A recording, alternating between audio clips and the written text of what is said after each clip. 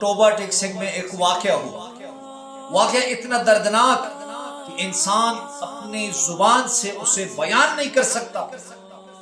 दरिंदगी के हद है कि एक बाप जो माजूर है अपनी बेटी के साथ ज्यादती, उसी जिनसी ज्यादती का निशाना बना रहा है, फिर दूसरा बेटा उसका उसी जिनसी ज्यादती का निशाना बना रहा है, और फिर जब उसका हमल ठहर गया तो बाप बेटा दोनों इतनी जुल्म और ज्यादती से उसके हाथ पैर बांध कर उसको कत्ल कर रहे हैं।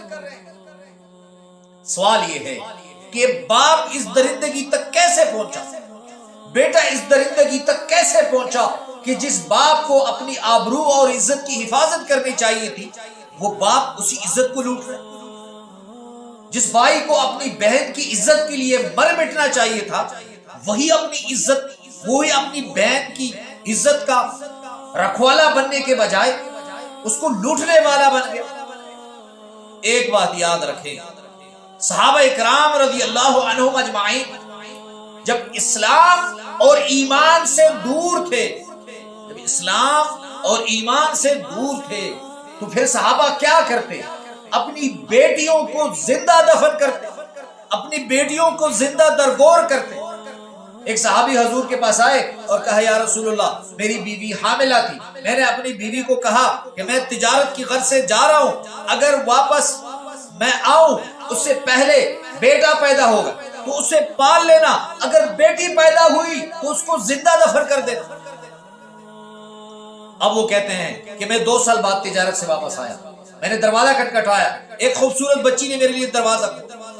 मैंने कहा, भाई तुम कौन हो? तो उसने कहा कि मैं इस घर के मालिक की बेटी हूं। मैंने कहा, जब तुम इस घर के मालिक की बेटी हो तो मैं तो इस घर का मालिक हूं। फिर उसने उस बेटी को, खूबसूरत बेटी को उठाया और जाके उससे जमीन में दफन कर दिया। वही सहाबी जब ईमान लेकर आया तो फिर उस वाक़े को याद करके वो दिन रात रोता कि मैंने इतना जुल्म क्यों किया। जब ईमान ना हो तो फिर घर में बच्चियों की इज्जत भी महफूज नहीं रहती। जब ईमान हो फिर लोग इतनी एहतियात करते हैं कि हजरत उमर फारूक रज़ी अल्लाह अन्हु घर के दहलीज पे बैठे हैं, लोग गुजर रहे हैं कि अमीरुल मोमिनीन आप अपने घर की दहलीज पर बैठे हैं, अंदर क्यों नहीं जा रहे? सुने, अमीरुल मोमिनीन हजरत उमर फारूक फरमाते हैं कि मेरी बेटी हफ्सा घर में अकेली है, मेरी अहलिया घर पे मौजूद नहीं, मैं मुनासिब नहीं समझता कि मेरी बेटी घर में अकेली हो और मैं घर में दाखिल हूं। ये बात याद रखे कि शैतान डायरेक्ट आपसे कत्ल नहीं करवाता। शैतान पहले आपको कहता है कि फर्ज नमाज को छोड़ो, फर्ज नमाज छोड़ने से पहले आपको कहता है कि नफल छोड़ो, नफल के बाद कहता है सुन्नतें छोड़ो, सुन्नतें छोड़ने के बाद कहता है फर्ज की नमाज छोड़ो, फिर कहता है जुमे की नमाज छोड़ो। ये काम ऐसा ऐसा कराने के बाद तुम्हें कातिल भी बना देता है, तुम्हें दरिंदा भी बना देता है।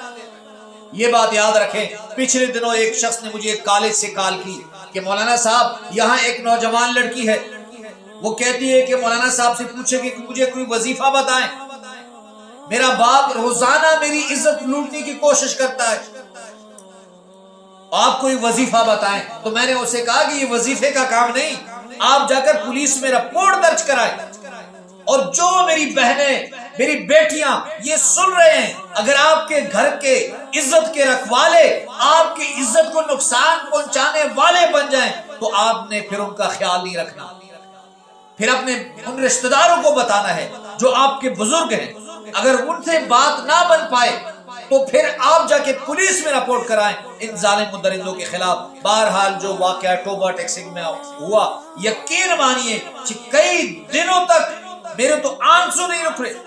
अफ्तारी में खजूर मुंह में डालते वक्त भी दिल में इतना दर्द और तकलीफ कि कोई अपने लख्ते जिगर अपने औलाद के साथ ऐसे जुल्म कर सकता है।